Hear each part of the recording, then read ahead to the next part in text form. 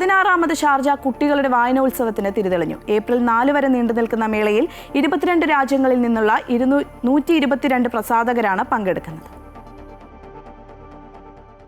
UAE-യുടെ സാംസ്കാരിക തലസ്ഥാനമെന്നറിയപ്പെടുന്ന ഷാർജയിൽ ഇനി 12 ദിനരാത്രങ്ങൾ കൊച്ചുകുട്ടികളുടെ പുസ്തക സുഗന്ധം കൊണ്ട് നിറയും. 16ാമത് കുട്ടികളുടെ വായനോത്സവത്തിന് തുടക്കമായി.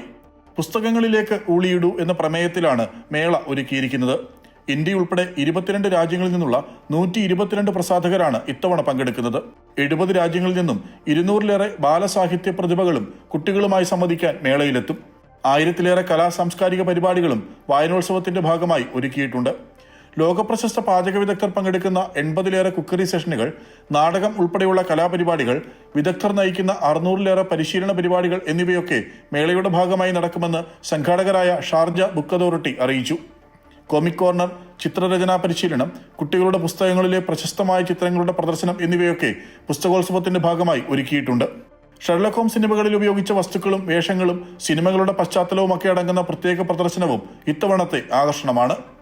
ഷാർജ എക്സ്പോ സെന്ററിലെ കുട്ടികളുടെ വായനോത്സവ നഗരിയിൽ നിന്നും ജെറിൻ ജേക്കബിനൊപ്പം ശ്രീരാജ് കൈമൾ, അമൃത ന്യൂസ്.